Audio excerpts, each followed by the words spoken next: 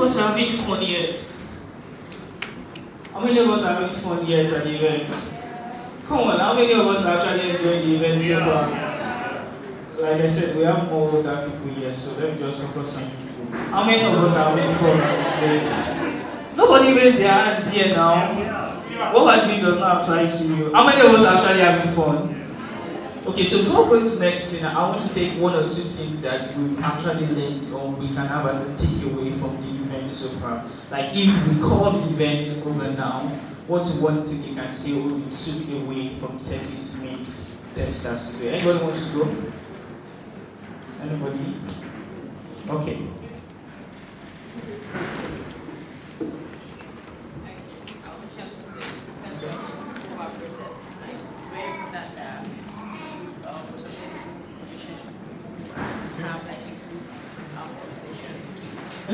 Can you hear from there? No. Just move the mic closer. So I said I'm going to mention two things. Okay. The first one is people over process. It's very important that you build sustainable relationship with people and like have communication and security rights. It helps you to go so well based on your talent. Then the other one is that you can be a global talent. You don't have to like underrate yourself. Just it might take you a while, but then you keep retraining, keep improving yourself, definitely you're going to get that opportunity or something. Okay. Then come put hands together for our race.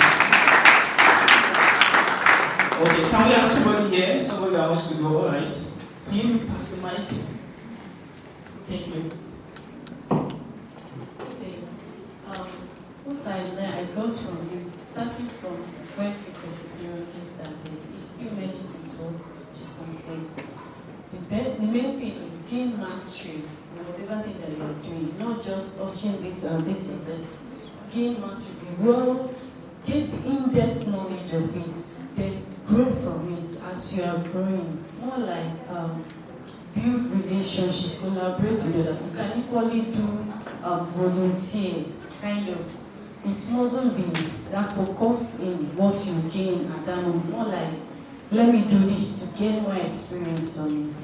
Okay, can we please put our hands together for... So, I didn't get your name? Peace. Peace, okay. Please let's put our hands together for peace.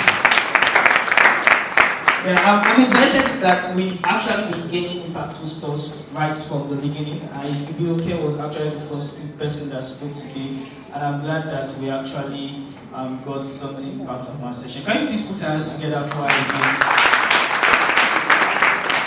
Okay, so like we said, today is mostly an hangout.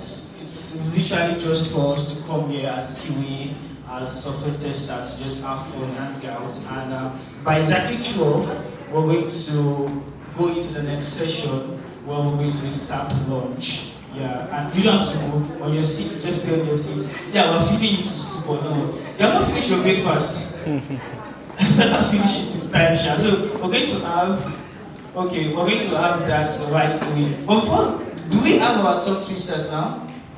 We have our tongue twisters now. I want to do something simple. I want to do chill. I'm not starting. You shouldn't have displayed it yet. You shouldn't have. I would have loved someone to come out first. Wait now. You will come outside and use the microphone. Don't chew your mouth where you are. So if you are certain of yourself, I just need 4 people. Can you just come outside? 4 people. Please, let's put our hands together for her. Who's joining her again? Guys, please. Okay, please. So we have 2 ladies already. Guys, please, they will not. 3 ladies. I need 1 guy to please come out. I need 1 guy, hey Joe. We already have 3 ladies. I need 1 guy. Please come. Okay, let's dance together for him. Okay, so this is rules of engagement. It's simple. We are all going to decide who does it. Wait, I thought we were 4. What's okay? We're all going to decide who does it better. There's no pause between what you're saying. You say it very fast, and you're supposed to say it 5 times. You're not putting anywhere. Hold your breath. So, do we get that? So, we're going to start with you. Yeah, as they did. Can we have the first one? So, just check it.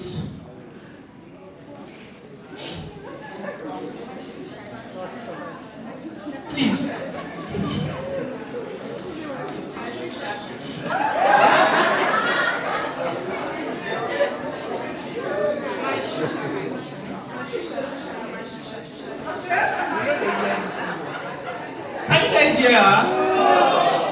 My shoe shall shine.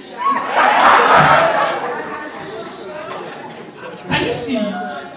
Okay, just read it. My shoe shall shine. My shoe shall soon shine. My shoe shall soon shine. Oh yeah, so start again. Let's start again, right? My shoe shall soon shine. My shoe shall soon shine. My shoe. Okay. I think so. Is it a yes or a no? A no. Okay, let's put hands together for him. You can go back to your seats. Thank you. Can we have the next one? The totally different one. My sister. Okay. This is very simple. Techies Teach Testars to Testars test. Okay. Techies teach testars. Wait, routine. Okay, can we play it? Techies teach testars. Wait now! Wait. Don't give up. You had the last speaker. You continue until last shoe. So you're not going to impact the third word. Again? Techies teach testars. What? No. Again. Techies teach testars. Testars teach techies. Techies teach testars.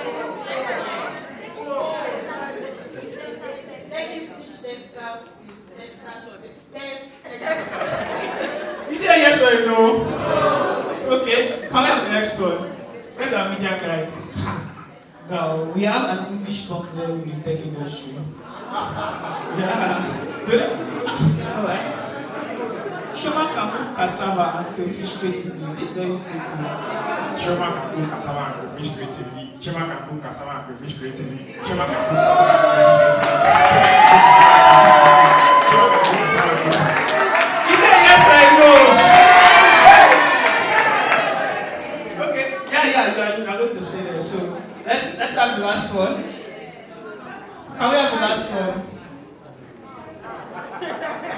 This is also another simple one. Peter posts perfectly for perfect pictures. Peter posts perfectly for perfect pictures. Peter posts perfectly for perfect pictures. Peter posts perfectly for perfect pictures.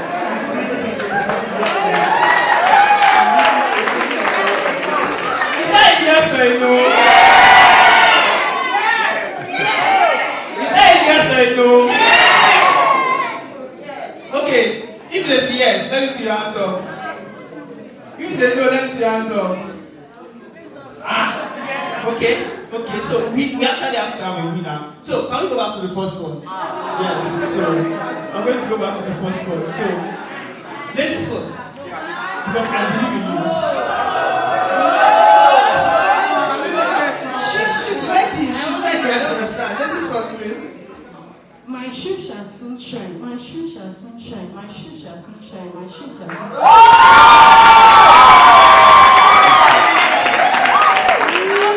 Is that a yes or a no?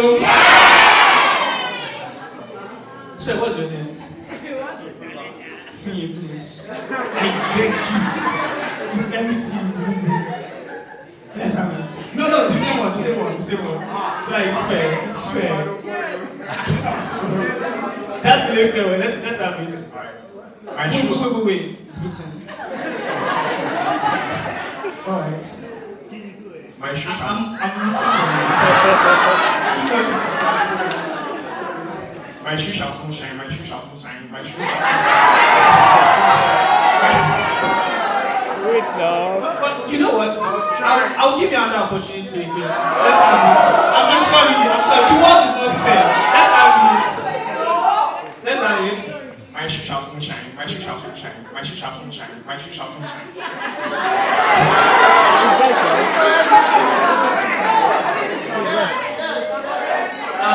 I've helped you. I've tried to do this. He's right now. Is it a yes or a no? Yes. Is it a yes or a no?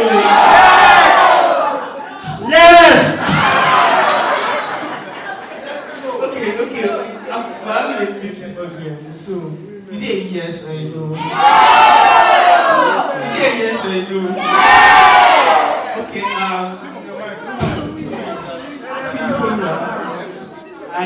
helped you, but your bad accent is too strong. Let's dance together for people who are. Thank you so much. Good afternoon, everybody. So today we're going to be talking about tech for good, leveraging technology to address global challenges. So with me today we have Olaide, who is a software test engineer, a QA tester, and we also have Bada, who is a product manager, product designer, sorry.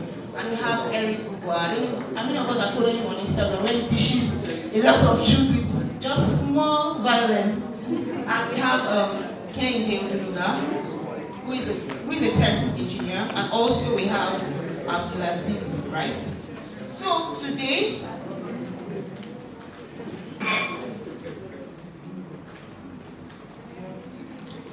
I'm going to be asking some questions concerning tech for good, and I'll be starting with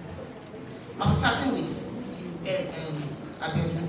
Please, I would like to know, as a product designer, privacy and ethics are important considerations when deploying tech solutions for societal challenges. How can we balance the benefits of tech with these concerns? Hello. Hi, everyone. Good afternoon. Yeah. Sorry, the question again. Yes. So I was saying, as a product designer, privacy and ethics are important considerations when deploying tech solutions for societal challenges. How can we balance the benefits of tech with these concerns? Well, that is a very good question, most especially when it comes to product design. And I think I like to use the case of Apple. You know, when it comes to this, and they're one of the people, or should I say the company that frontier, let me say, privacy. And some other companies like Google and all are already following suit. And a case in point, when you install your app, you know, some of the notifications you get in terms of location, you know, before we don't really design in that order, you know. But when it comes to privacy and data, what some of the things they tend to do right now is to put those things in front, you know, for you to acknowledge, give a consent, you know, to that kind of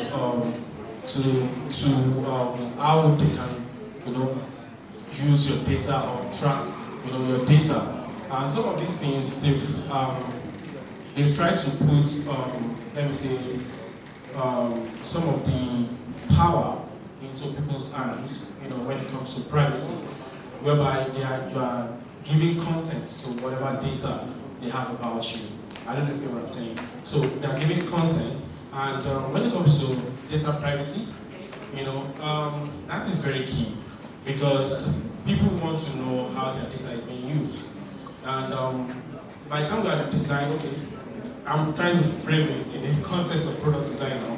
You know, try as much as possible to speak explicitly when it comes to the data you're collecting from people.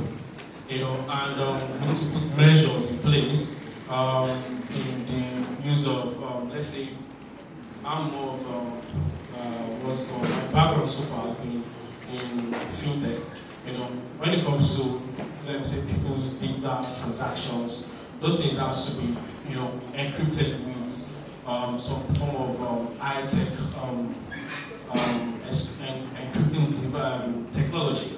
You know, those things have to be put in place, you know, for people to know whatever their data is being used at what point in time. And I think, just like I said, case in point, Apple, whatever you are using your Mac, let's say your Mac, you know, they tend to show you know, because there is a form of open data policy in terms of, are you giving us a consent or giving this particular app a consent to use these functions on your phone? You know, so that I remember I was scared one day. I was talking with my wife about something. Immediately I finished that conversation. Boom, the next ad I saw was about maybe stop. I'm like, what? Like, it wasn't up to 5 units or so. So at that point I felt like, well, you guys have my life, and I just thinking that, so I think privacy and data security is one of the things that technology, in my case right now, as a product design, I try as possible to make people to know whatever thing we are collecting at all points in time. Thank you. All right, thank you so much. As we're eating, we can also pay attention so that we can ask questions at the end of the session. All right, thank you so much, Bada. The next question will be for you, Eric. So I'd like to know, how can emerging technologies like artificial intelligence, blockchain, and renewable energy solutions be leveraged to tackle some of the world's most pressing issues?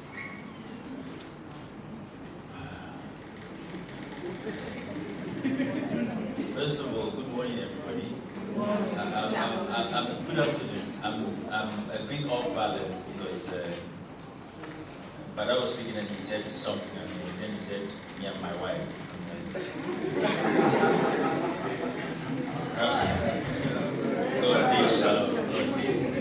Anyways, how do we leverage some of these emerging technologies, AI, blockchain, to solve some of the world's most pressing problems? Personally, I believe I'm in blockchain. I work in that industry. Been there for quite a while, and it's really interesting the kind of effect, the kind of impact that these emerging technologies can have on life today. How can it be leveraged to solve some of our pressing problems? So the first problem, or the first step in that sequence, is to address what are these problems. We have problems of accountability in the world, all over the world. We have problems that have to do with environmental problems, the whole climate change, and then we also have problems in businesses as well. If we're going to look at something like the health sector, in health, in banking, in finance, all these areas that have need of record keeping, not only record keeping, but where trust is so critical, where trust is, it's very key. Before I make a transaction with you, I need to have a middleman in between, like a bank, to guarantee that the money I send to you, I actually have that money. When it comes to the health sector, health records, the issue of health records are so critical. They're really important. And the scams that are happening in that sector is really not talked about enough. Someone's health credentials or medical history is actually more valuable to a scammer than their credit card number. Because if you're able to have access to someone's medical history, it's not something that's popular here, but if you do that, if you can steal their identity or steal their medical records, it's a lot harder to catch that than to catch someone who's like into credit card fraud, because that one can just be tracked instantly. Meanwhile, you can milk someone's medical records for years before getting caught. And so when they are caught, the victims will now be tracked. Meanwhile, the people who made use of your insurance or who put bills on you are in the wind. How blockchain addresses this problem? Obviously, if you're conversant with the field at all, you know that people who are working in this industry or people who are making use of this technology sort of found a way to take away the burden of trust from one central verifier, from one middleman, and to decentralize that. So even if a central database is hacked, you don't really suffer as much loss because that database is also backed up across different servers on the network. So we see that problem is being solved, the trust problem, where people can be able to interact with each other without needing a middleman who will take his cut one way or the other. We can also see that will be solved, like I mentioned, accountability, if we're talking about a subject like elections, something that we are all very conversant with. If we don't have to trust a central entity, a central institution, to say that, okay, this person won, or that person won, if we don't have to believe whatever was told us by 4 a.m.,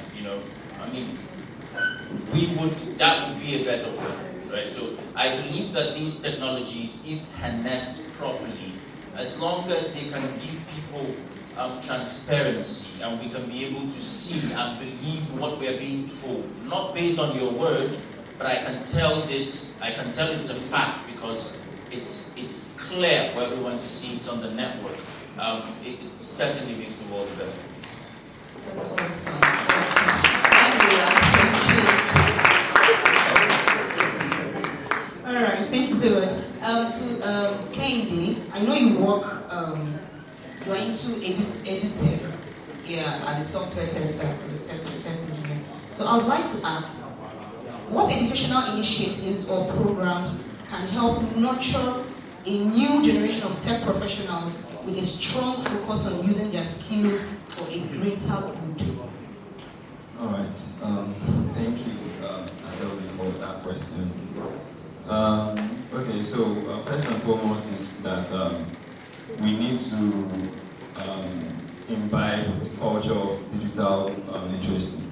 Like, if you look at our present world now, or let's say people of this age range, and you ask them, what can you do with a computer? A lot of them can't really do much like that.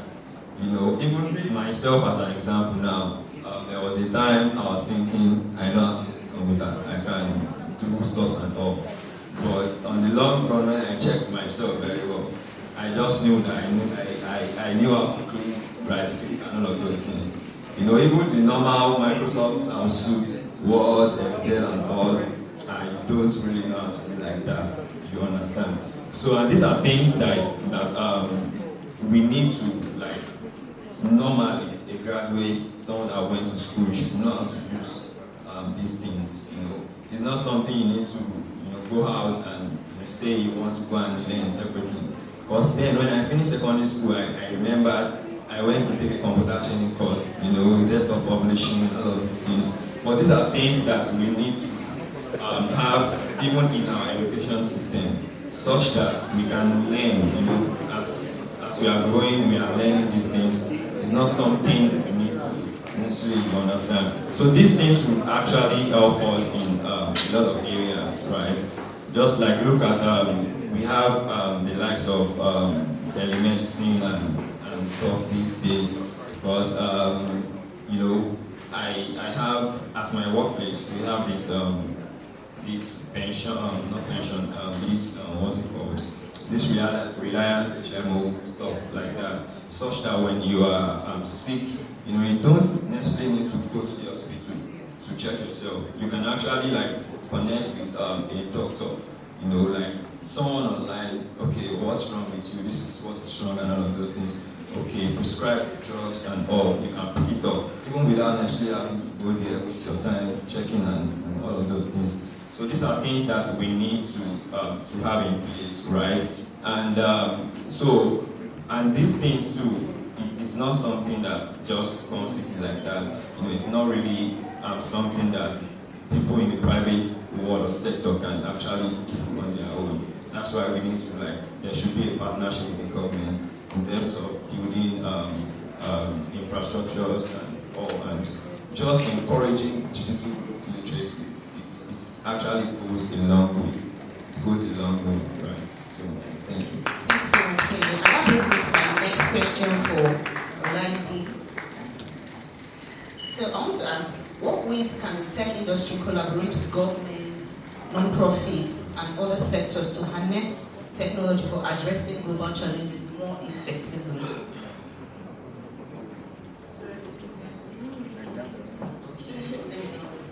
All right, I think, in what ways can tech industry collaborate with governments, non-profits, and other sectors to harness technology for addressing global challenges more effectively?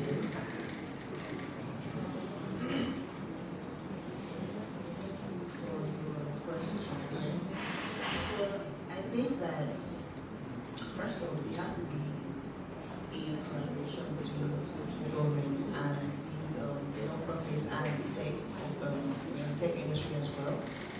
You can't solve something until you can identify what the issues are. So I think the first thing would be to identify what the issues are present in our present economy, which is Nigeria.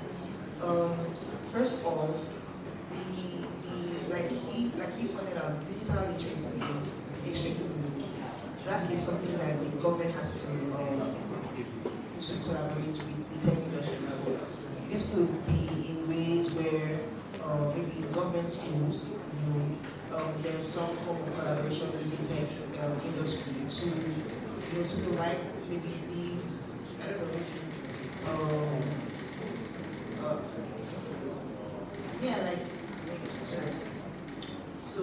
like in government schools, there could be some form of collaboration with tech industries, people that have already been established in edtech, companies that have been established to somehow. I mean, definitely collaboration would mean that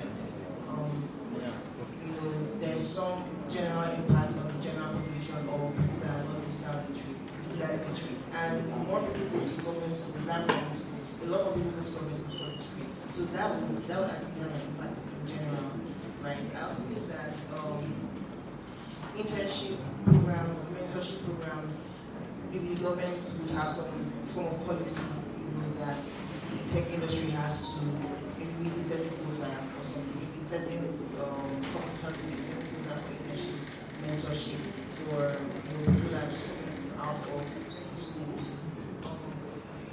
So yeah, I mean, I think these are some ways that the government collaborates with. Thank you so much, Maggie. My next question is for Aziz. So you're a software engineer, right? So I would like to know, startups and tech companies play a significant role in innovation. That we all know. So how can they integrate social responsibility and sustainable practices into these business models to contribute to global betterment?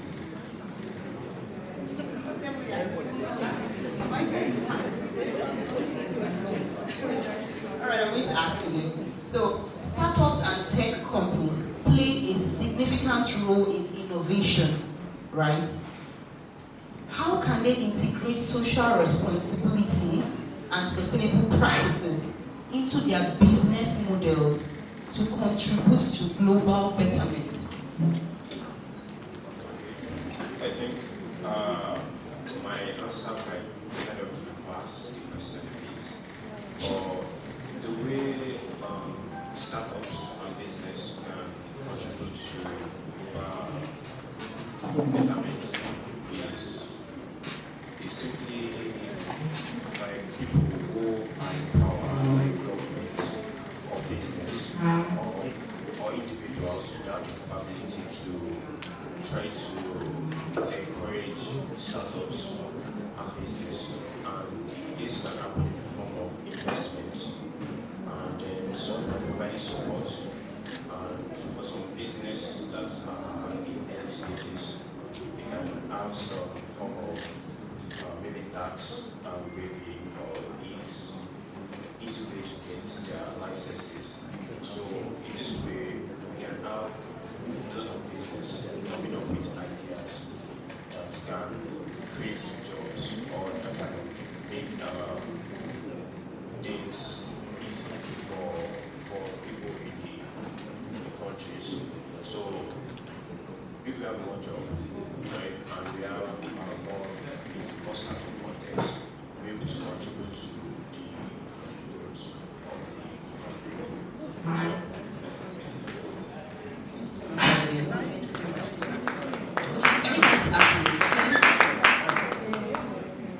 Right, so the question has to do with social responsibility. Yes, Yeah. yes. And I feel like when it comes to social responsibility, this is something that startups have to take into consideration pre-launch, right? When you're designing the product, you need to take that into consideration, because you find out that if say there's a fintech and then somewhere along the line you're trying to become more environmentally friendly or socially responsible, it becomes there's a disparity somewhere in between. If it's not thought about at the beginning, it's going to be hard to incorporate. A couple of months ago, I was speaking with a few friends of mine. It's a Greek startup, Cypriot investors. They're just trying to start up something. And the name of the company is NFT. Yeah? So the idea is to tokenize trees and get people involved in tree planting and have each of those trees that are planted tokenized and represented on a blockchain. Obviously, to get involved, you have to pay about 10 euros just to get a tree planted, and then the company takes care of everything, maintaining the trees and all that.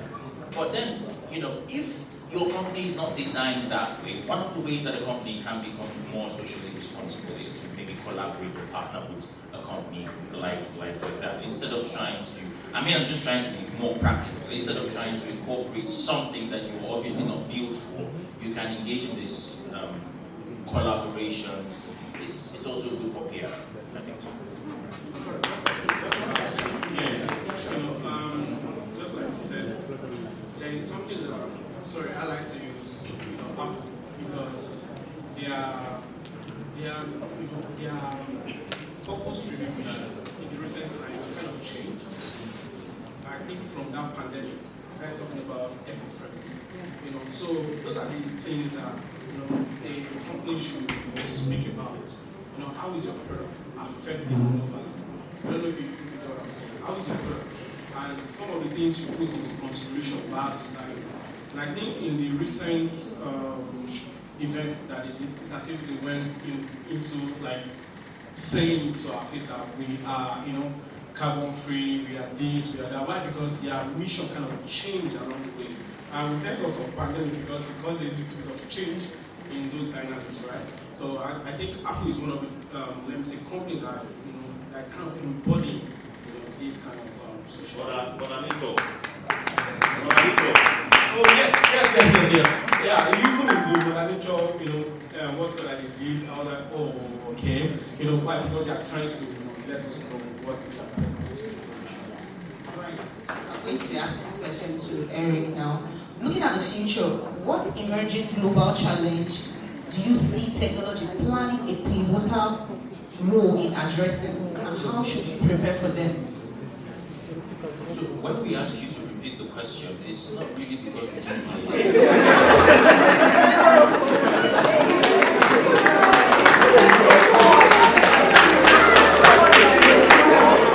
Sometimes we are just trying to cut out. So we want to use that as an excuse. So please, can you repeat? Sure. All right. Looking at the future, what emerging global challenges do you see technology playing a pivotal role in addressing, and how should we prepare for them? So emerging challenges that technologies will play a role in. Obviously, one of the biggest challenges that we're facing today is carbon emission. Very obvious. And the reason is the more people are moving to Lagos, the more cars will be made. And the more people are being born, the rate at which people are being born now, we should calm down. So, we will have a population problem. We don't as yet, but we will have that, which will translate to these problems that we have. We will have more emission. And we are moving into a phase, or we will inevitably get to a phase where people will work more remotely, right? So something as simple as a conferencing call or a conferencing platform saves a lot of problems for us, because something that I would have ordinarily driven across town to go to, meetings that I would have flown across the world to be at, I can take that call from the comfort of my home in my pajamas, right? I can wear suit on top of so simple technologies like this, and the metaverse will make this exponentially better, right? Where we are able to not only be on screens, but who have technologies to mix these realities. I think that something as simple as that can help us, drastically reduce emissions. It sounds simple, but I think it's powerful. That's awesome. So my question is specific to Mr. Harry, probably because of the choice of question that you answered. All right. So the first question was about how you can leverage tech like AI, blockchain to solve current problems. Now, I feel like there's a problem concerning the rate at which AI develops. So I've heard things like AI safety, data bias. So I really want to know, with the impact of AI, the positive impact, and also how AI is being advanced, what is the negative thing that will result with the advancement? I don't know if you understand. And also, where do we go from here? I can only do my best. So the question is, with the advancement of AI, what challenges can that pose, right? I think that AI is just a buzzword. You will have my head for it, but I think it's a buzzword because we were playing chess on computers in 1999, right? That's AI. What exactly is, you just find a new thing and put a catchphrase around it. I mean, if I can play a game and then there's a computer on the other side that can respond to my every move, that's AI. We did play Sega Mega Drive for 1997, right? So that's AI. So the question is, now the machine is learning, right? Now we're feeding more information. It's obviously becoming more and more advanced. So it's now earning the title of AI. That's fine. But then I think that this is a path that we are inevitably going to do as humankind, as a species, right? We are going to walk in this path. It's part of our evolution. We're going to come to a point where we're going to depend a lot on artificial intelligence as its core. It will come with its challenges. So I was in a brainstorming session late last year. We're talking about, some of the possibilities of mental health. And someone raised the question, it's maybe an ethical one. And she was like, but kids will not go to the parks anymore to play. Human interaction will greatly reduce. And we're trying to develop a product, but then we're also trying to find out how we can be morally responsible. And so while they're doing all that, I'm a realist. I'm like, you who can say everything you want to say and do everything you are white people.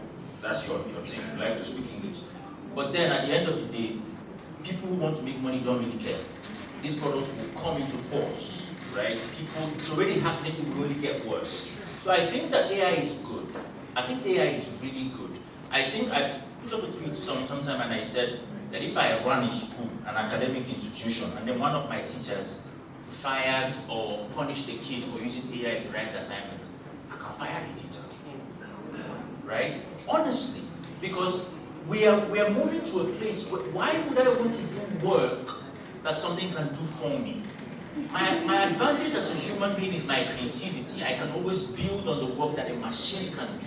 I should be doing the ones that machines cannot do.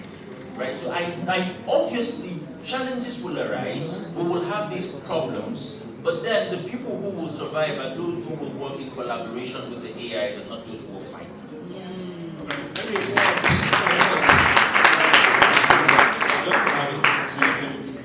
And when you mentioned AI, and I feel it's already happening in terms of AI breaking the four walls in quote of traditional learning. Whereby I was speaking with my friend the other day. We're talking about how we started design. Where before you could do something, you have to go and crop this from somewhere, crop this. I don't know if you, but right now with words, all you just need to do is proper prompt, bing, bing, boom, generate, and it's as if the value for work is now becoming how smart you can work, not how hard you can work. So it's now up to us to know how to, just like I said, direct this intelligence onto our own advantage on how to properly use it. Because if you bring a design to me, I'm talking from a designer perspective, if you bring a design to me back then, and I see a lot of things that went into it, I will appreciate it. How did you get into it? How did you even know that you're going to put this one here?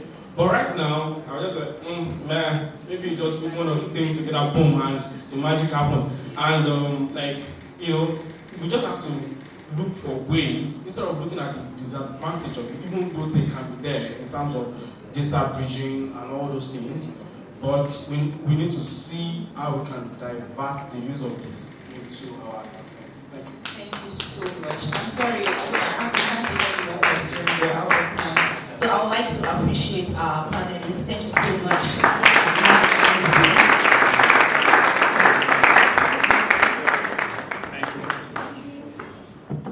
There's a lot of arguments within the tech industry.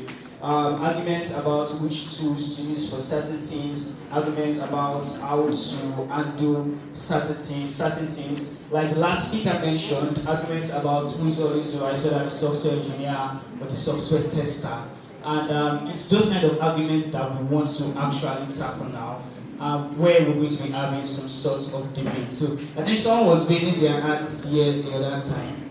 This is the question, this is the point where you come out and you defend what it is you think is right. And we're going to have a very impartial judge who's going to be standing in the middle of all this. But if you have an opinion, this is when you should actually let it know. And come correct, come with facts. So to handle this section, join me again as I invite on stage the founder and the CVO of Testify Limited. Please put your hands together for a beautiful review.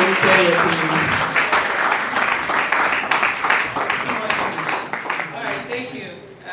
Thank you guys for still staying here. Even though you have finished your food, I love you. Alright, so this is the challenge arena or debate arena. So I'm going to be calling people at random. I need those people that will call them, they're trying to run out, trying to go back in. If you run away today, we'll meet tomorrow. We'll always meet. We can meet in the market square, I will still ask you.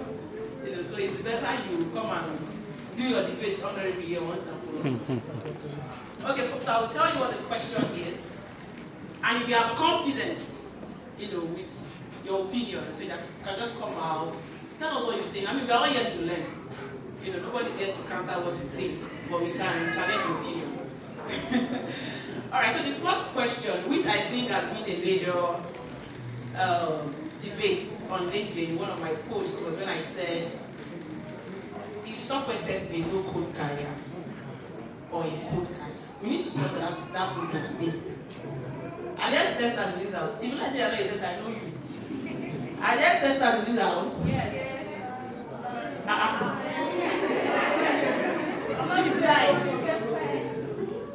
Are you a software tester first? I'm not a software tester. I'm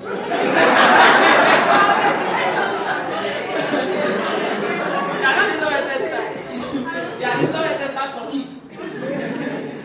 Okay, first, are you a software tester? Raise up your hand. Oh, now you are denying your career. Wow. I mean, it's a prophecy. If you say that not, maybe you want to change job. And then in December, when performance bonus will come, it's not when you want to change job. If I saw where tester, raise up your hand. I will call you if your hand is not up.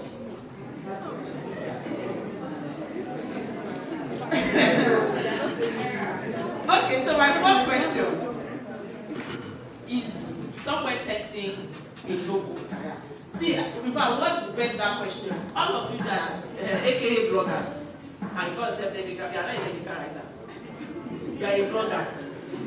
You go on just go on Medium. I don't know why Medium is free. Medium, Substack, just you use it too much. And you know that list no code career. Number one, software testing. So we need to clear the argument today. Sorry, is it no code or no code? We need to come out here. This is not going to be a corner defense. So you believe it is a no-code career? Raise up your hand. All of you that is arguing on LinkedIn, now your hand is down. They are not here. So now everybody in this room is claiming that, okay, now you're telling us someone that's in a coding career. No.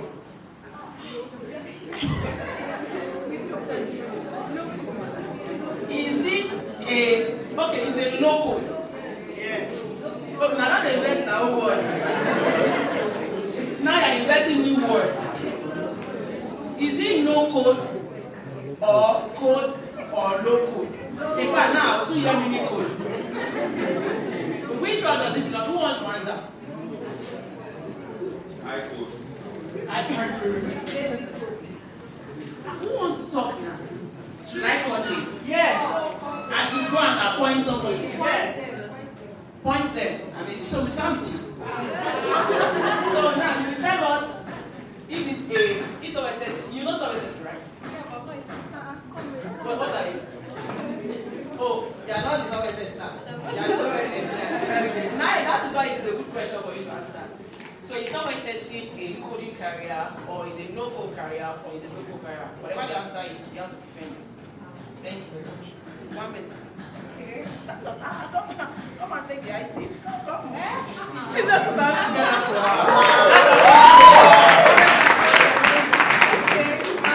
It will go around, don't worry. It's coming to you. It's coming to your neighbor. Hi everyone. Hi. I'm What's Eka. Eka. Yeah, software. Eka, sound like Eka. Okay. So I don't know. This is my own opinion. Wow. Wait, are you working with the software tester? You said? Do you work with software testers? When I was working in one startup, yeah. But now, you guys just freestyle. so you don't know. No, we do our own testing. Hey, that's the second question. But we'll get there. So now answer your question. Okay, so I think it's a low-code career. Why? Because you work mostly with tools, and then you have to like script to automate. Do we work mostly with That is like this is my job. No, that is right. This is where I find pleasure. Then you would not raise up your hand. This is my own It's just unfortunate that some of my software engineers are in the house. But this is where I find joy. When there is problem, it is always good. Now, you said we mostly use tools. Ladies and gentlemen, do we mostly use tools? Okay, continue. I don't know.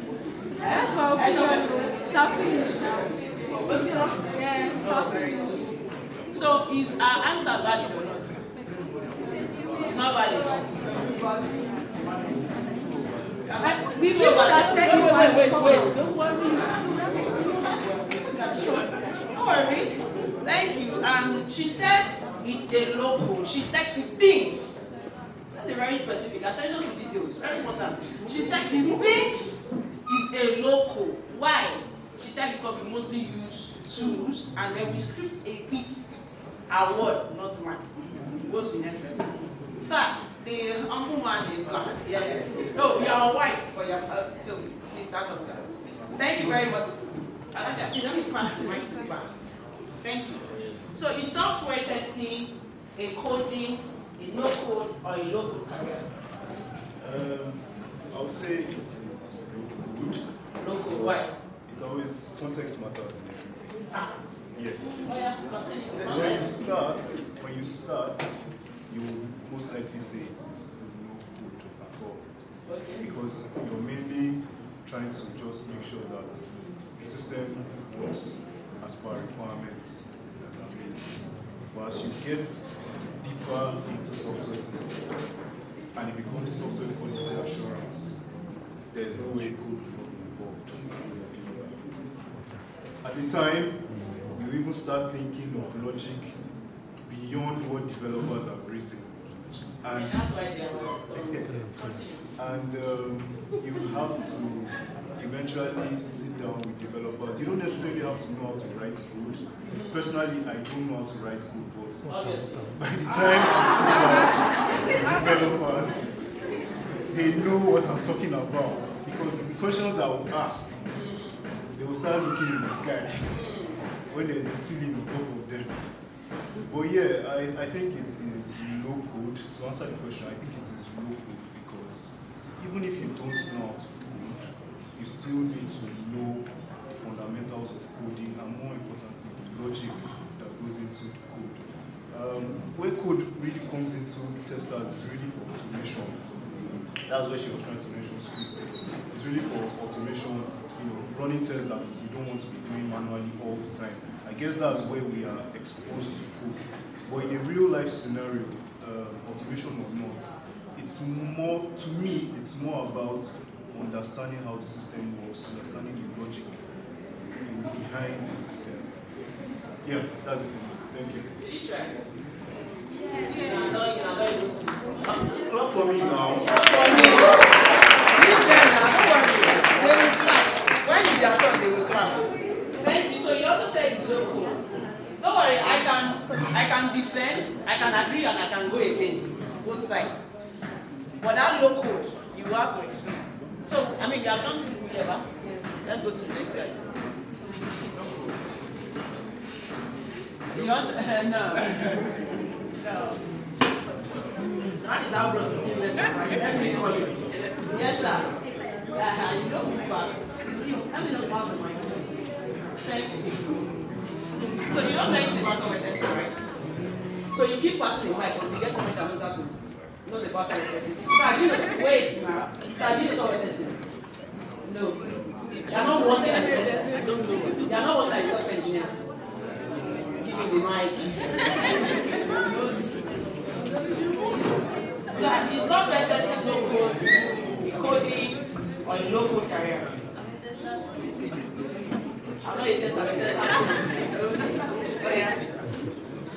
Wait, have you ever worked with software testers before? AKA ship to product. Sure. Continue. I just started coding this year, so I'm not really done anything. But from the outside, so far, I think I would say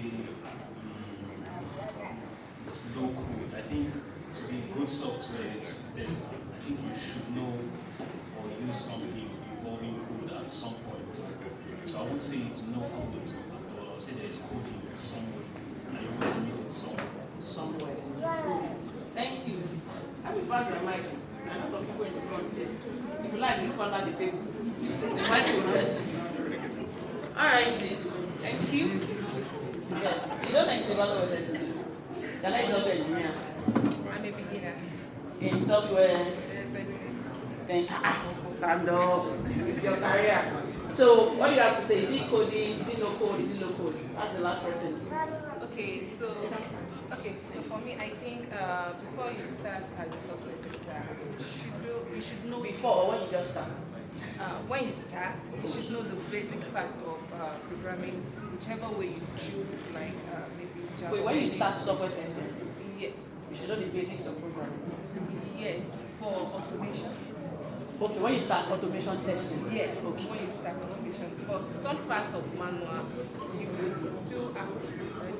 So I would say it's a local testing. Yeah. But for automation, you still have to know coding a bit, not that much, as an automation tester. So you have to know coding a bit. Yeah. Now on divide the hours if they come to you. So you said for automation you have to know coding a bit, not that much. Is that correct? Men are talking chest now. Is that correct? Say you know with your mouth now. All of you know. You don't want to defend. Okay, continue. Okay, so for me, I'm currently learning automation. So I'm using Java. So I think there is no way I would be able to automate if I don't learn a bit of coding. So for me, it's a low code career, yes. So you have something to say, right? You can help me hard to watch this. Thank you. Alright. Promotion. One else. Yeah, from what you have said, I think it's a low career. As you start in your early stage of software testing, you want to go through the easy path, which are one of the easy manual testing. And as you go higher, you probably have to hear about automation, and then what does it entail, and then what programming language do I need to know to forge ahead. So that's what I'm going to say. When you start early, it might be no code taught. As you progress, it might be a no code that you still have to know about to be able to confidently talk to a developer. Thank you. Thank you. You are not clapping. Okay. Alright. I feel like from everything you guys have said, I could actually gather 4 more questions. But I won't gather if the mic is coming to the back. But the lady on black cap and black top, I see you. Alright, so one of the questions I have, because I have a lot of developers in the house now who they have not been working with software testers. And then some people, they have been shipping product to App Store, Play Store, website, everything. My next question, do you really need software tester in it if you can test your product? People will start now. Who said no, Jerry? Only me there. It's only me there that said no.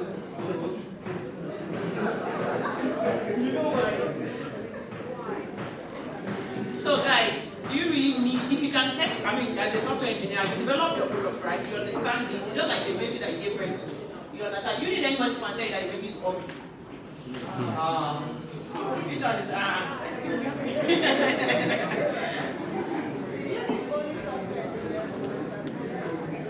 So, in fact, if you're a graphic designer self, as long as you understand what I asked, you can answer. Is there any customer? Hi everybody. So for me, I say more of as a writer, if you write, it is your baby. The story of the article or whatever you've written is your baby. But the human brain is designed in I don't want to say weird, but actually weird. You can easily miss out on little stuff because you are the one who created it. It's your baby. It's a bias. In fact, your brain will not even see it at all because it's like if you're reading, if you've read that thing a number of times, if there's a mistake, you won't even notice the mistake because this is something you're used to. But if you now give it to somebody else to look at, then they can now pick out, oh, this is not like this. Right? So for me, I look at software testing literally as the role of an editor in writing and in publishing, roles that editors have, because it's editors who kind of look at those stories, put it all together, make sure it's palatable to the public and all of that. That's the way I personally look at it. Okay. In summary, you said it's good to have someone else have made like baby something. That is summary of what she just said. In summary of everything, it's good you have the software tester to tell you that your baby is ugly. Who else wants to go against that? Not against. I'm going to cite the same example you're using. Like you need someone to tell you your baby is not talking. I have a baby. And for about that's correct. I was actually myself for about 5 days. He didn't know that he couldn't clean very well. So his tongue was somehow. So his tongue was not. He said he's not the tester now. Alright, so we took him to the hospital for something. And then the nurse now said, he doesn't cry very well. That his voice is not loud when he's crying. He said they had to cut the part of his tongue on that. Now we are the parents, my wife, we take your baby every day. We look after him for 5 days. Our grannies were at home, they did not know. So we now have to take just for something else. And then the nurse now said, did you notice he's not crying very well? That we have to cut. So what happened is this, when the developer writes code, he's on his box, his local machine, everything seems fine. Everything is most likely fine. Take one is environment based. We're going to deploy that. Just one word now, you don't know that. Because they are used to that man, it's fine here now. That's the argument, it's fine on my job. By the time you push to the other environment, treat environment, and you saying something is breaking. And then the fight is what is breaking. So for developers, this is one of their hacks. They write down unit tests. Before they run the application, they first run their test and try to know what's breaking, which is fine, but that's still their local machine. But when you deploy the application to another environment, then you can see the difference. So that's where QA comes in. That can this code that you have written, can and it go all the way to other applications and everywhere without thinking. And then we want to assure that's where quality assurance comes in. 10 times we keep deploying this project, we had just one feature, we keep deploying it, nothing was built. So to you, it's work on a machine, but when you go somewhere else, you work. We're not sure about it.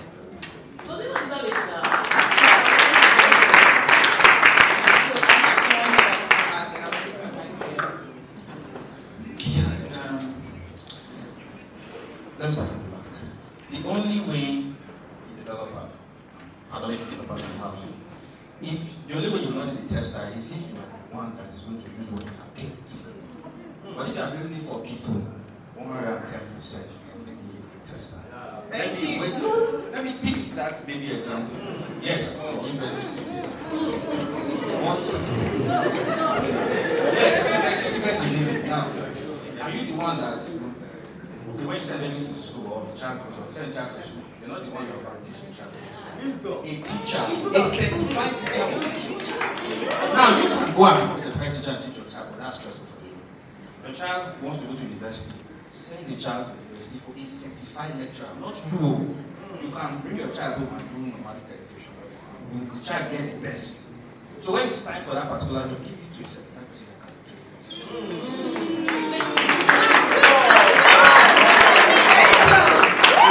Wisdom. I will fish all of you out. I'm coming out. So for me, right, we know you mistake. I'm taking it from a different angle. Whenever this conversation comes up, when we focus on a person doing the task, that's where you see more cause for them to be testers.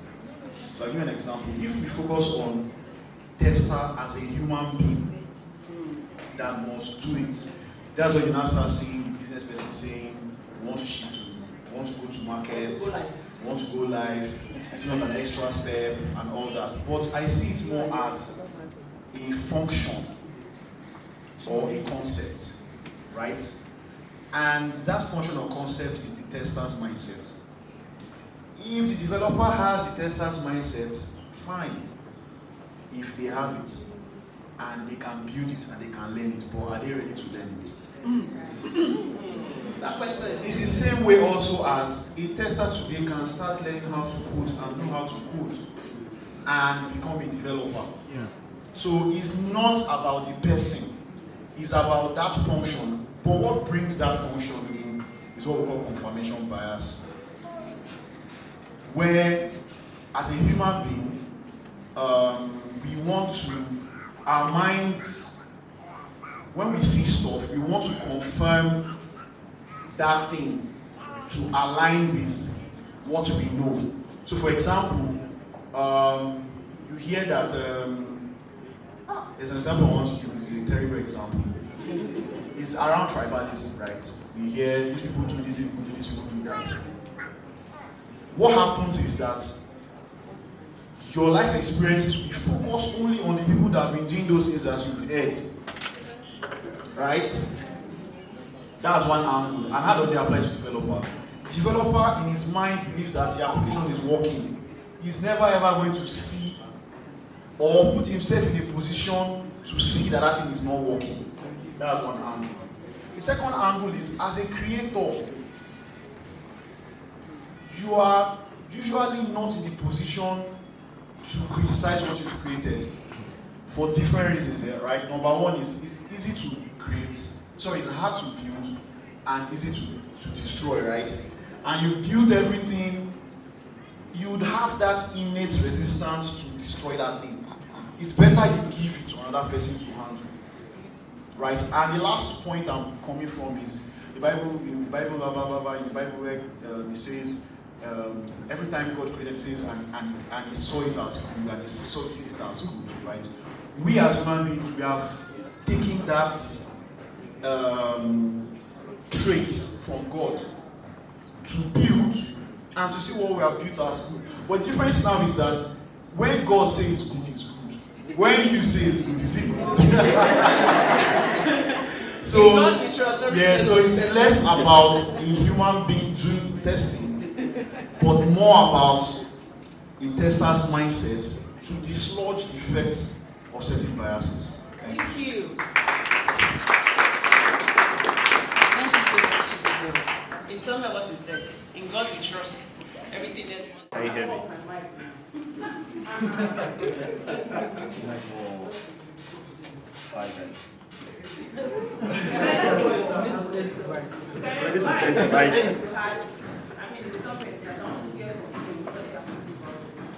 Hello. Okay, can you guys hear me?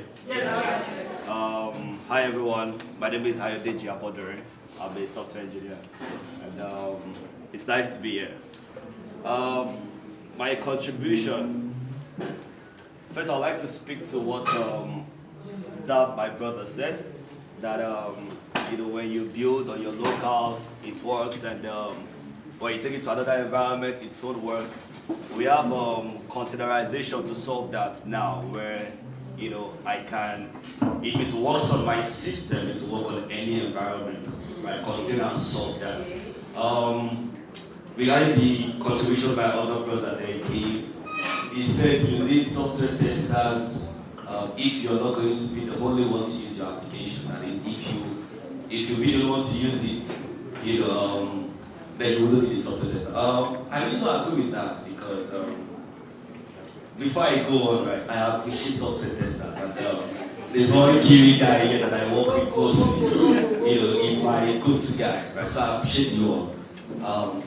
But before now, right, I've built applications where, I do my own testing and I've deployed these things. And there's a security company in the UK that's going to be using our platform, and I didn't have a QA to test this thing, and it works fine, right? There is the need to have software testers, but then we can also argue against it. Are we together?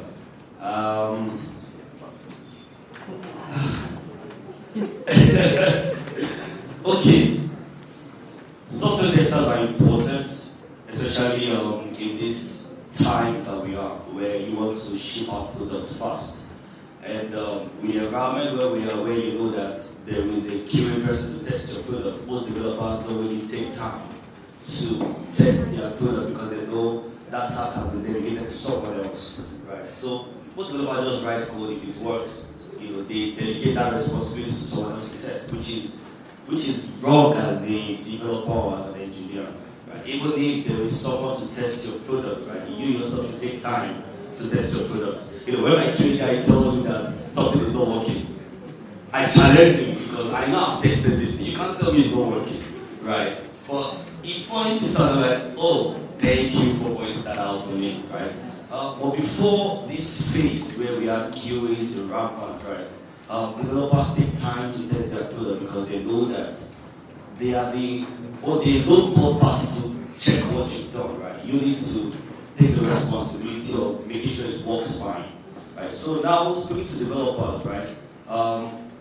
In addition to building your product, you should have your unit test, and unit test is you testing each functions of your application, right?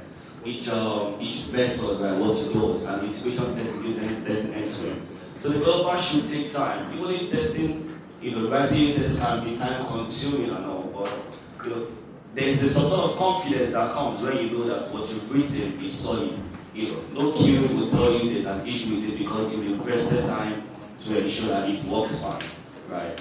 But as I said earlier on, most developers have the mindset that someone else will test this thing and they just ship out. They just write code and they push it and they say QA test. But that takes time because there's going to be a back and forth between you and the QA.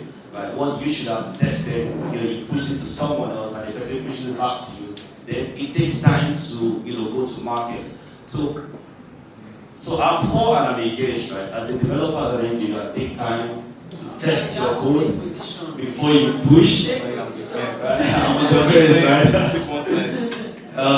As a developer, take time to write your unit test, right? So test your code. It will give the QA person less time to validate what you've done, and we get to go to market faster, right? On the other end,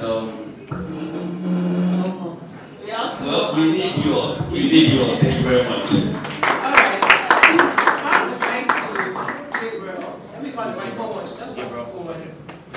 So now, how long are the way was down? Play here. I know that when it comes to debate, So after Gabriel, just one more person. Okay, good afternoon, everyone. My response to the need for testers, I think I would say it's organizational dependence. So I work in the financial services industry now, and I'm an application analyst. So the tester is the bridge between the developer and I. Now I'm in production. I work with my environment, different environments. Developers work on this environments. So one of the things we see is governance.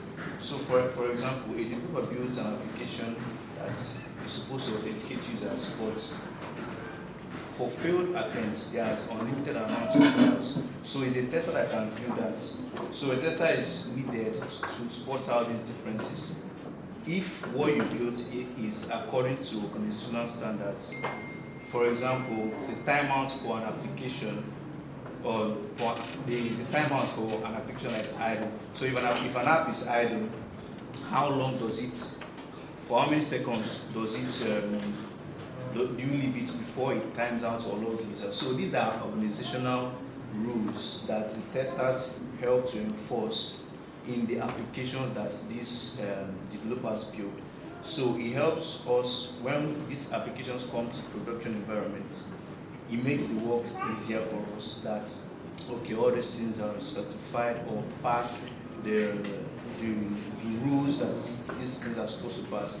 There was a case of a developer he forgot to remove his account from his accounts. So when he got to production, I didn't know how he passed through the testing, but when he got to production, his account was being created for it. So this, I'm just saying to emphasize on the need for testers. I feel it's very important in my organization, and yeah, that's what I would say. Thank you. So we have agreed now that developer and testers, we are all family members. Yeah. And there is no war. And we have also agreed that software testing is not a no-code career. We'll meet on LinkedIn. Anyway, please let's share us together once again for okay, so like I said, you go in turn to introduce yourself. Then the questions we have are just based on people, products, and process. When it comes to IT, I believe that these three categories are very main. In fact, they're like the old pillars when it comes to it. Okay, so let's start with you. Thank you so much, Shiburuke. Good afternoon, everybody. It's really amazing to be here. It's an honor. I told Shiburuke there is no mark in front of my name or after my name. My name is Temitope. In MTN, we run a first name policy. If you meet the head of HR, you meet Carl, the CEO, maybe in the lift or somewhere, his name is Carl. So good afternoon, sir. My name is Tope. So everybody say hi, Tope. All right. So like Hiroke has said, I manage the QA team and testing team for MTN Nigeria, the IT, of course, under the IT division. So in MTN, we like to do some things that if you have a job description, we give you more. The reward for a good job is more job, is more work. So I not only manage the testing department, I also manage another department called the release and deployment department as well. So I have two, critical units under me, right? So that's just it. Thank you.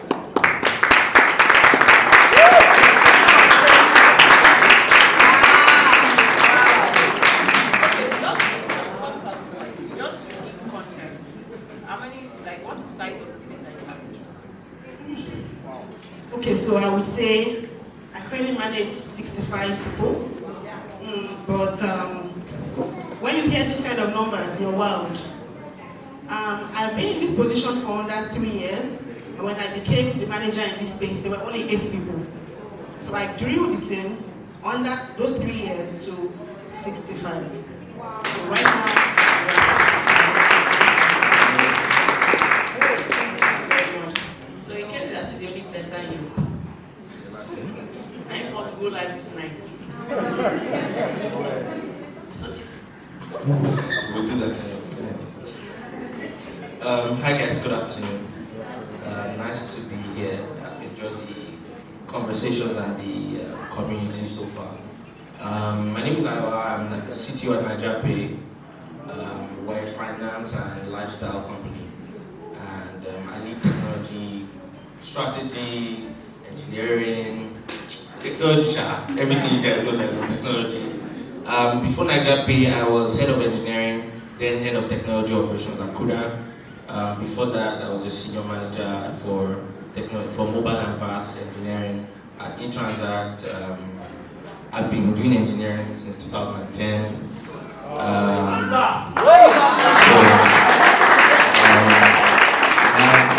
have some training in security. I think I was in India for a few months in 2014, 2015. So I have a few cybersecurity certifications. And ultimately, all these things help me to get to where I am, right? So it makes it easier for me to manage people across different parts of tech because I have some experience across those spaces. So nice to be here and I'm happy to have this conversation.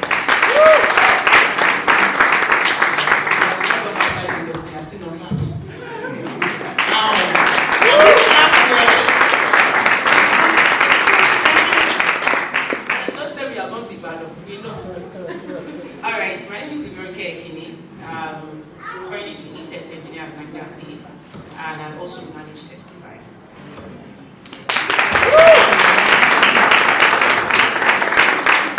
And when I say people, this also goes across engineering and everybody. So I had a first-hand experience this year when we were looking for a role of QA engineer. Two highlights for me was that I had to go through over 65 resumes, and I could barely pick to even successfully interview and say you passed. The second one is, I'm sure those in the community would have heard this gist when a senior QA engineer said, I only do Selenium, I don't do programming language.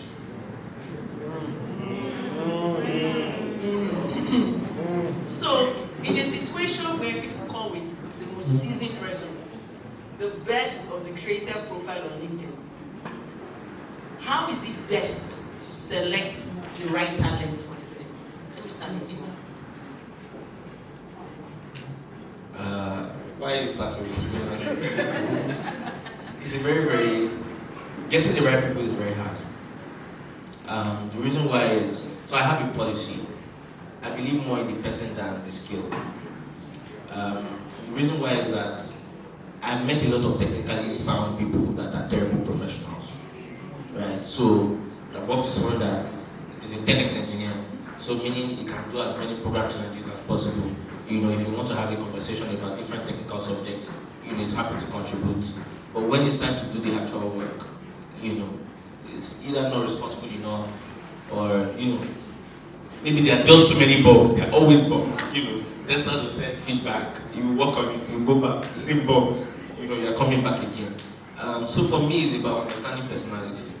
And the truth is, if we're being practical, because I've been a hiring manager for a long time, and one of the biggest challenges is there's no amount of levels or layers to interviewing that you can do that will protect you from hiring the wrong people. Right? Yeah. It's about having the right metrics to measure when they come on board. So for example, I have a competency matrix I built at NigerPay, and I did it long before. I did it just before I left Kuda. And so what I did was, there's competency matrix that says where you are. I've looked at companies like Circle CI, Facebook, Google, and the rest, and I use that to build competency matrix. And so when I'm interviewing, first thing is I want to know if you're the right person. You know, what are you like? So I leave my engineers, most of the time I'm not even involved in the technical part of the conversation, because I have senior engineers that I trust to ask, you know, a lot of those important questions. I come in with regards to personality, because personality is most important to me. Right? I like to build a personal relationship. And so I want to know what you're like. You know, what would you do? You know, how would you react? So different use cases. You know, but in finance, people that are spending money don't go on holiday over the weekend. If there's a problem on Saturday, I don't call you every Saturday. But if there's a problem this Saturday and I need you to come help do something, are you the guy that will say, Baba, Monday to Friday, that's what you're paying me for, right? are you the kind of person that will go above and beyond on the work? You know, there are people that do just enough. But I want people that will go above and beyond to deliver on what they're doing. So those are some of the things I'm looking for in the conversation. But like I said, it's hard. I don't think, you know, a lot of people know how to do technical tests, codability, all those, you know, all the platforms, algorithm and data structure, people have mastered it.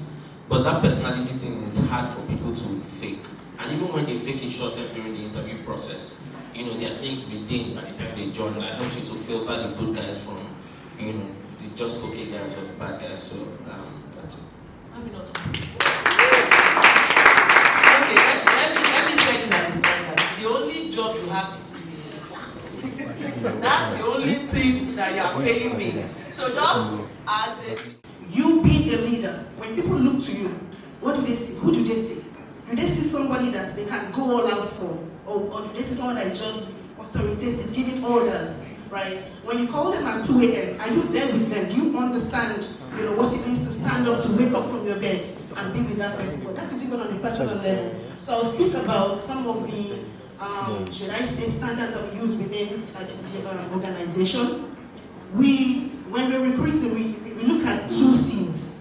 The first C is competence, and the first C is commitment.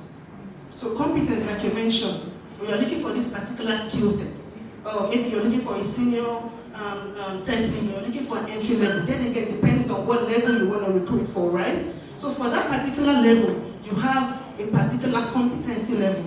1 year experience, fresh out of school, 10 years experience, has led 20, 30 people, it all depends. So that's competency. Commitment is what my colleague spoke about earlier. How is this person born in for this job? Which, like I said, in my opinion, your team will reflect you. All right. So within the organization, we look at competence first because we believe that commitment is based on the style of the leader. If you, so I'll give an example. So I've had scenarios where I've had interviews. You see people that are very, very eager. Oh, I can't disappear, I can't divide 100 by 3,000. Inevitably, it's not only by that, right? So if I'm in a fix and I call you, you're in that meeting, and the way our organization works, when there is an issue, you can be in a meeting with the CEO. Like, there is no level of, okay, you're a contract staff, it's just you and your level, no. If you're someone that will fix an issue, the highest levels of leadership will be with you on that call. You will share your screen. What are you doing? And these are people that, guys, so the person can be in marketing, but has a solid technology experience. So, this line of code, if you tell you is incorrect, at that point, it's not about commitment. It's about competence. So at the organization level, we look at competence. For this particular skill set I'm looking for, description I'm looking for, how competent is this person, right? Then the other C is commitment. Like I said, what we believe, what I personally practice is the fact that I want to believe that if I see you, you know your job. Then again, in all fairness, if you don't get some things are just natural. If you see somebody who don't get experience, he go proud. He has, really, this is guys, we're humans. This person has paid their price. He has gone through the works. He has gone through the work. But I've had some of those people who people say, oh, they're on their high horse, work for me, go the extra mile. I will call them at weekends, any time of the day, and they will pick my call and they will deliver on that task. So just to wrap up, we look at competence first, and then we look at commitment, which we believe, or I believe based on experience, is based on the style of the leader. How do you project? Can your team look at you and say, I want to emulate this kind of behavior, this style of leadership that can make me grow, not only at the competence level, but at that commitment level. Thank you.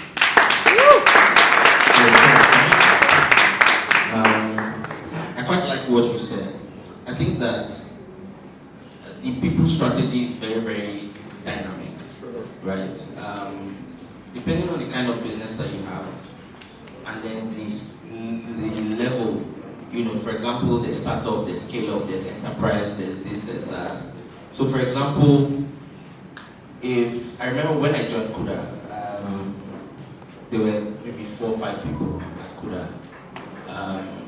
And then there were some Polish guys that had originally built the first version of the app. I came in from eTransact. I was meant to complete the mobile team. I looked through the iOS and Android code, and I said, this Android is solid. But this iOS, I don't want to continue with it, because what will happen is I'll be building on sinking ground. It's just like, I don't want to build on this, let's build afresh. And CEO and CTO looked at me and said, guy, are you sure? You know how much money we spent on this? I said, yeah, I'll build it in 4 weeks. And so what did I do? I had Gary and Granot in my boots. I had change of clothes. And so for 5 to 6 weeks, I slept in the office. Office is in Yaba. My house is in Magodo. And so I'll sleep in the office very early in the morning when the first person comes in by like 6:37. I rush home and get back. And at times I'm even back in the office before some other people get back there. And I was doing this for about 5-6 weeks. Weekends, I'll go home, Saturday morning I'm back in the office again to work. Sunday, immediately after church, I'm back to work. And why I'm explaining this is not to sell anything to anybody, right? Depending on the level of business, as a startup that Kuda was at that point in time, there's nothing, if my CTO had hired someone that did not have the level of commitment that I had, there's no teaching you can teach. Because you don't have the time, right?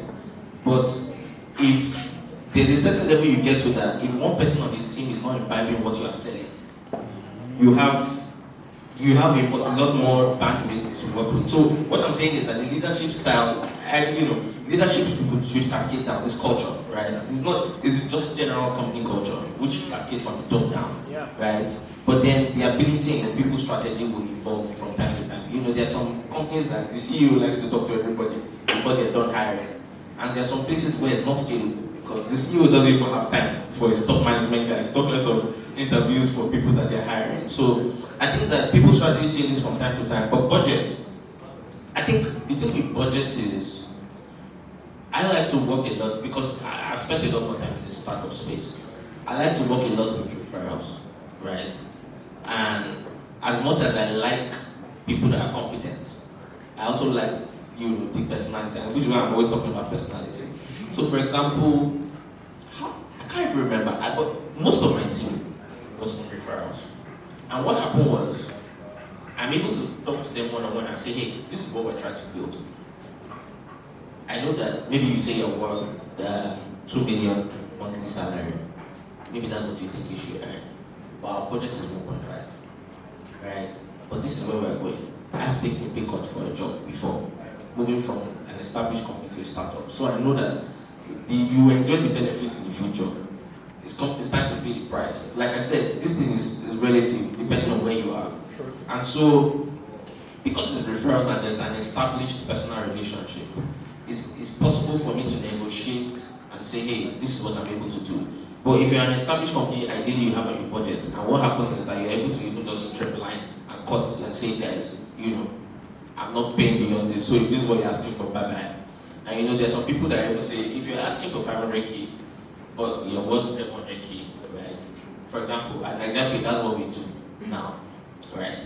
I've had engineers that ask me for X, and I think you're worth 2X. And I'll tell you at the end of the interview, as much as you have asked for this, I think this is what you're worth, and this is what we're going to offer you.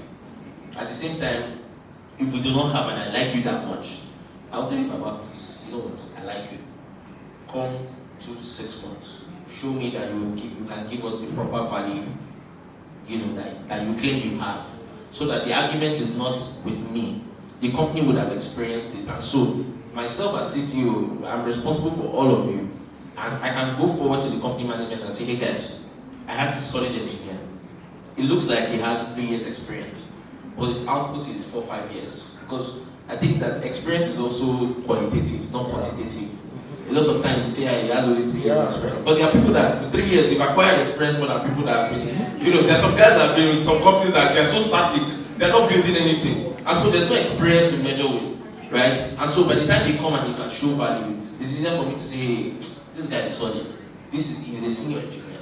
I don't think he's just an engineer. Or I don't think he's an associate engineer. I think he's an engineer. So a lot of those things are easier. It's easier in some cases and harder in some cases when you're a startup, right? And then it changes and evolves as you grow as a company. So yeah, thank you.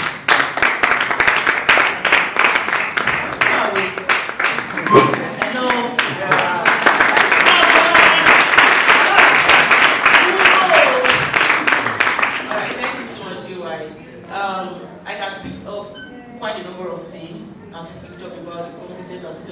personality and about the commitment, which still talks about the personality. Then that leads me to the process question, which is the second to the last question. How do you build a structure? How do you build a structure in a way that, there is a way you can want to build your leadership team. That, you want to be friendly, you want to be approachable, but at the same time, you want to be respected. People can be very funny. When you give them open window, they open the window. So you want to maintain that professionalism, yet you want to be approachable. In a situation whereby they will not be see finish. I'm sure you will understand what I'm saying. So how do you balance your leadership team? No, she's a CEO already. I mean, if you ask 65 people, some companies, it's 30 people that is there. So if you ask 65 people, that's a whole company on its own. So how do you manage your leadership team in such a way that you are delivering and everybody's feeling effectiveness? And let me question my question. First, how do you ensure that you are being impactful in everybody? And so how do you reproduce yourself? Maybe for me, I always believe that the reproduction of your success is actually, in fact, the reproduction of your impact is actually one big success, right? So how do you reproduce yourself, maintaining your leadership, but still ensuring professionalism and approachability? Thank you, Veronica. So this question is quite personal to me. So the level I am now, I actually got there very quickly, right? So as at 2018, I was a contract staff. And then some of the people that I manage now were like my team leads them. So someone that, let me say it again, someone that I was under is now under me. Right. Now, aside from that, someone that was already within MTN, so in the organization there is contract, there is different levels, and management level, people that were already within the organization as maybe a particular level 1, level 2, I left them there. Right. And these are still people I need to work with. My sister, the C finish was on a different level. Yeah. So these are people that you depend on to get your job done. Without them, you can't move. But they are okay, now you have come, you want to collect something on a different level. These are people that now are under you, within your team. But you need to be professional, you need to get the job done, you need to find the balance. Okay, so I would actually, in my opinion, the response to this is actually just simple process and structure. Right, so there's something I like to do, right? When I identify the situation where I feel like, okay, this thing is getting a bit tight, for lack of a better word, I take myself personally as the interpreter out of that situation. So I come, I sit down. What do I want at this time? Where do I want to go at this time? I need, sorry, what's your name? I need Eka, right? Well, Eka is to be my lead, and now Eka is under me. So what I do, I sit down, I develop either a process or a structure. So to the glory of God, I'm an IT expert. I have numerous certifications. So developing processes and structures come easy to me. So when I do that, I develop a process, I run it through my boss to say, this is what I want to do. So I'm engaging Eka. In my head, I know what I want from that conversation. So I'm sending it something to you, I'm saying, Eka, the head of something, has had a discussion with me. So the idea is, I'm removing myself from that place. So this is where we want to go as a team. Maybe in 3 years, this is the new vision. And I'm sending something to you to say, based on this vision, your input is required. So it's now, at that time, it becomes less of, okay, Temitope is doing something. It becomes less of Temitope. It is no longer about, the person is not seeing somebody that is not trying to lord over a particular position or a leadership position over them. That is one approach. The second approach is what I call leadership buying. I think I also mentioned it. So sometimes, when you want to do some things and they are difficult, in all fairness, name calling works. Maybe you get your CIOs buying, or your head of departments buying. You say, okay, maybe I'll use my own boss. Who they I said I should do this thing. in some scenarios, name calling works. So there is no one size fits all. But what always works in any way, anyhow you want to swing it, when you take yourself away from that situation. They are no longer seeing a person, and inevitably, my darling, we are all resources in that organization. Nobody is seeing you. They must see that process, that structure that you have put in place, that you are telling them are run by people that are higher than you, and they have, maybe the word is, I have their buy-in. You get? So it kind of makes it easy to navigate. You still experience the pushback, but inevitably, your eyes must be on the prize. Challenges will always be there, but when you have your eyes on the prize, you identify those approaches, you navigate, right? I think there was one more question you asked about this. I don't know if I'm addressed. Good. Producing yourself. Oh, my sister, I have 65 people. This body will just break. Really, how many can one person do? I'm just one person. I have a family. I have things I want to do on the side. I want to go to church. I want to sing in the choir. Even aside from the work, as a woman, it is difficult. So you have to consciously know that there is no success with only you. Right? It is you not been around for 2 weeks and the team wasn't break. Right? So I would just mention 1 or 2 strategies that have worked for me. Right? So when I started to evolve the team, I started to grow the team. Right? One thing I did was the fact that I know this might be common, so I identify in my team who is strong. So I start to bring that person that is strong. Also, who is not so strong. And then again, this strength is very relative. There are some people that are very good on the job, but they are terrible with people management. People that are excellent with people management, but when you call them on that job, they will flop it. Even though they know how to do the job, they do not. So different dynamics. So at different particular points in time, in my mind, I'm like, what do I want to achieve for this particular position? So I want somebody that can help me to, even if you just call everybody into a group, I look for that person. So I bring the person on board. So right now in my team, we do weekly trainings because there's too many things happening. So I share materials with the person. Number 1, do the certification. Be aware of this technology. This is something that is a new age process, be aware. So I bring that person on board and basically try to show them what I have done that they can also do. So we do one-on-one, you do mentorships, you can appraise the person to say within 1 month, you must have done this certification, you must have gone through some of these materials, and these are things that we can use to evaluate your progress from time to time. Thank you.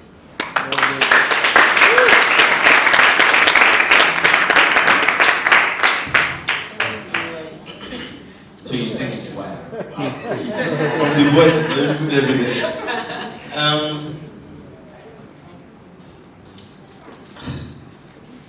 Similar story to hers.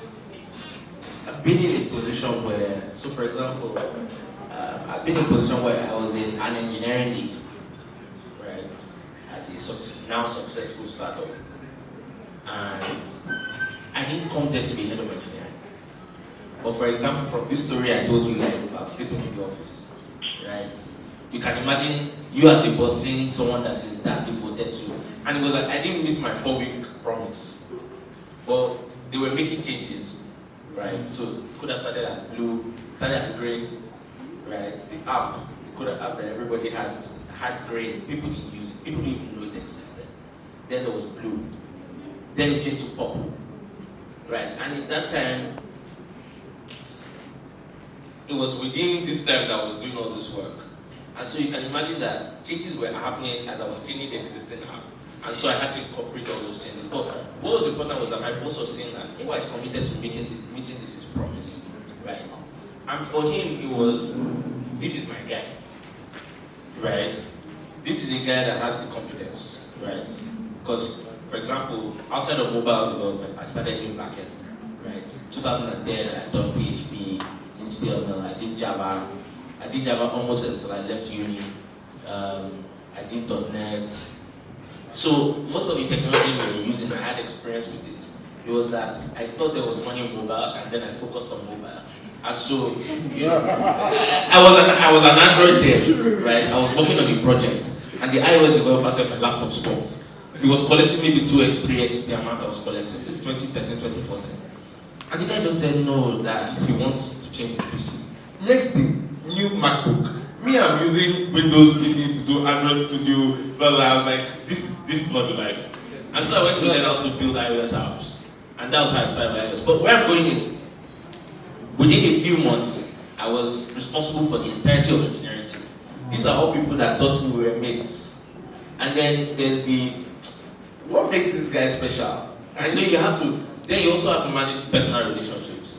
Because you are thinking you don't want, the fact that you are now responsible for them does not mean that they should be feeling somehow, right? It can be very, very difficult. One of the most important things for me is, regardless of the level, is building relationship. And, my guys can tell you, in the office, it's open floor.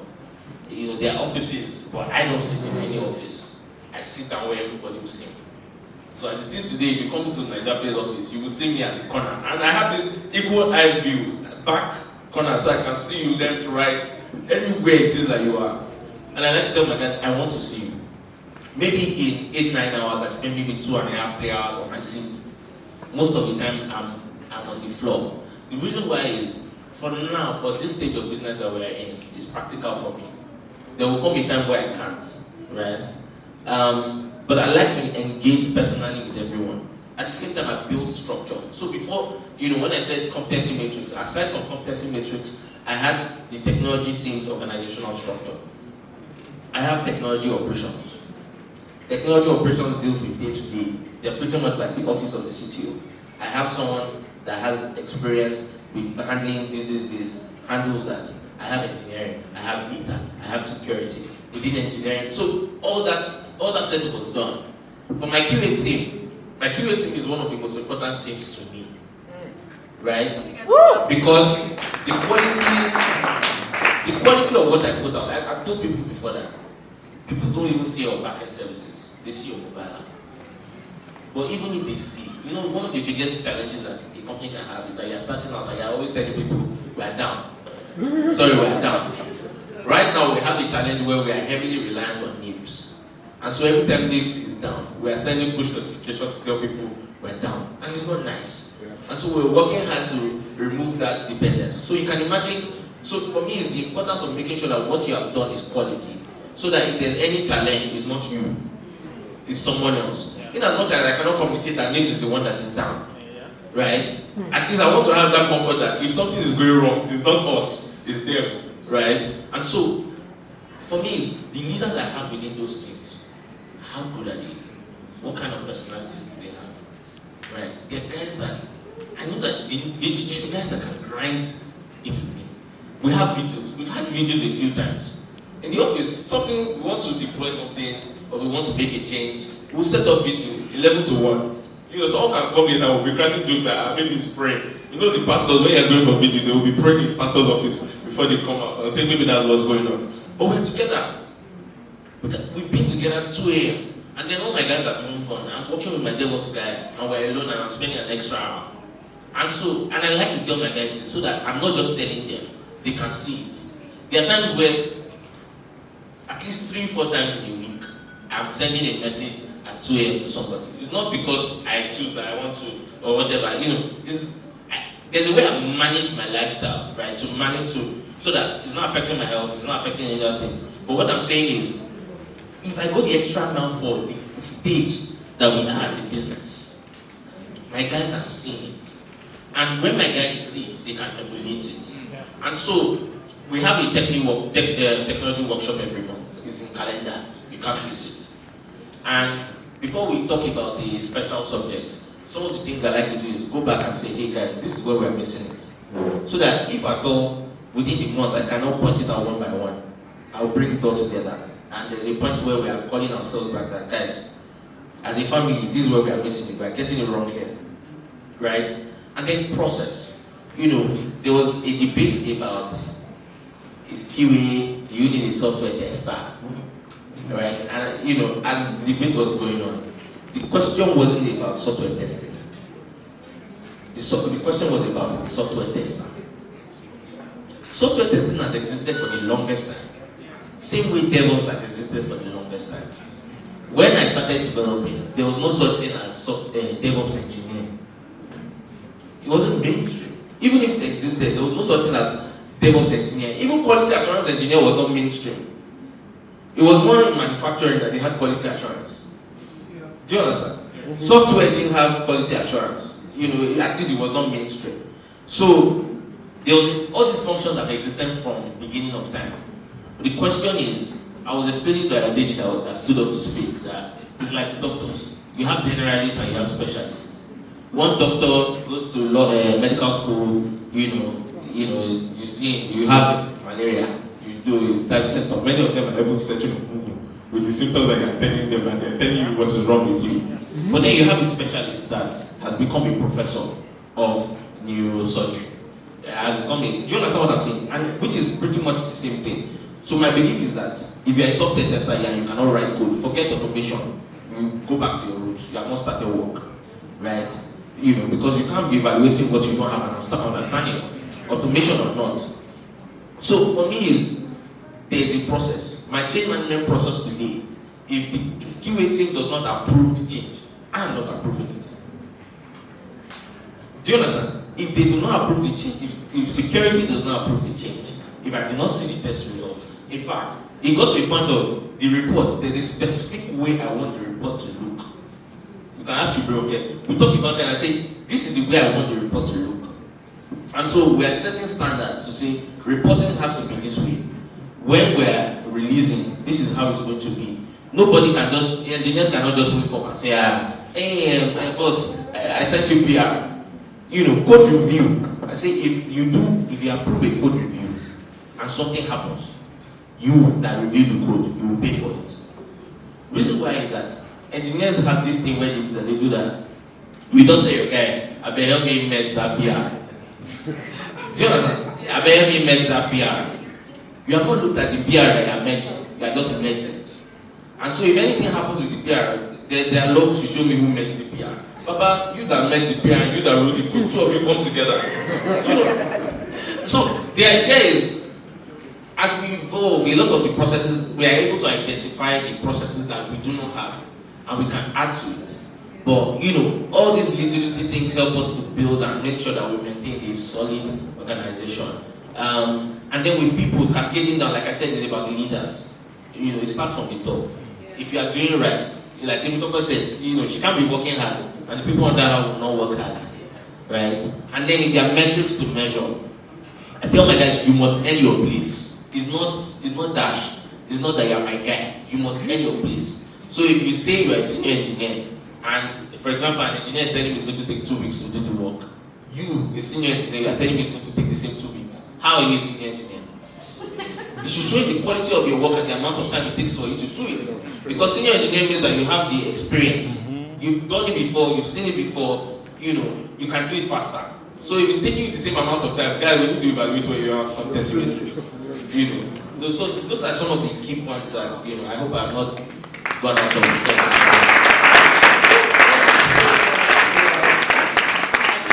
I feel like if we are to summarize this event, this alone is enough session for the day. Thank you so much. Of course, there's so many things, and thank God that this session is being recorded, so I'm going to sit down with you later. But 2 things I want to highlight here is that there is a structure, there is a process. And there is something we used to call it in church, huddle. You have your huddle person. It means that there is one person in that team that is responsible, that is strong, that you can now pour into, mentor, and grow the person, and the person goes ahead to reproduce other people and do the same thing. And that was what Ava was doing, where he was doing it, and then now became, and that is, for me, I think that's discipleship. Where you have your own people, you groom them to make them become exactly what you want them to become. Then you now send them to pour into other people. Because like you said, how can you manage 65 people one by one? It's not possible, it's not practical. At the end of the day, it gets into personal businesses, and before you know it, you have even left your role and then take away from the responsibility. So thank you for that. I would have asked one more question, but I know that would have taken us so much. So Let's stop here for today. We are both on LinkedIn. No follow Hi, good evening. My name is Umar Hoka. I'm a quality assurance engineer. And if you were not here at this event, I would say you are wrong. You are very, very wrong. This event today, in fact, I'm looking forward to 2.0 of this event. It was mind blowing, and we had fun, and we had the opportunity to interact with industry experts, people that have 10 years experience, more than 10 years experience. We also had the opportunity of mingling with even the developers, not just testers anymore. And they gave us several ways that we could actually make the work better. I would at this point say that if you know any other tester out there, this is the place to be. Believe me, with a community like this, the sky is the limit. There's a lot we can achieve together. Don't walk alone. And come join us next time, and I promise you it will be worth it. My name is Ikoria Rashid.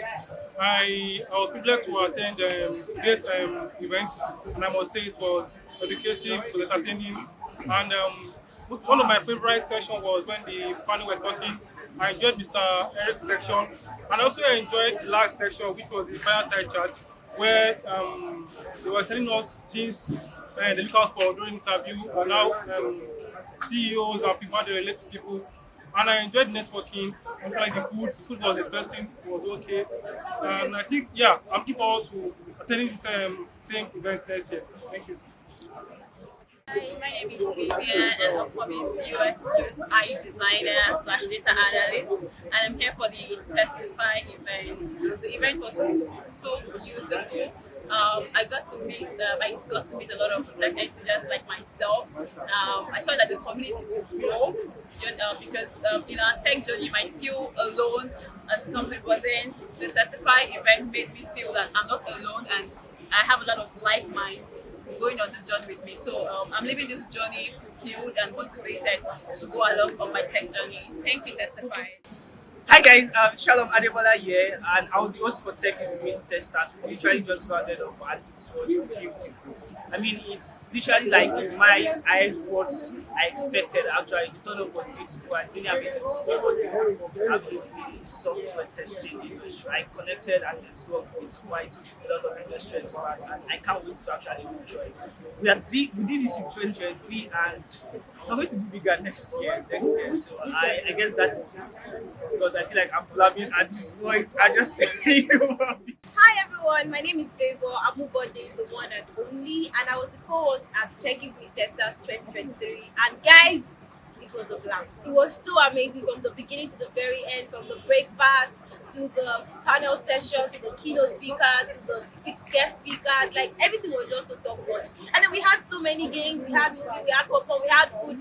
My stomach is still stuffed. I just hope I don't, regret my choices of food later. But I really, really had fun. And if you missed it, know that you missed a whole lot, right? And hopefully we might have another one again sometime soon. Maybe next year, who knows? But whenever we do, ensure you're there. I remain yours, Favor, the one and only. Keep being great.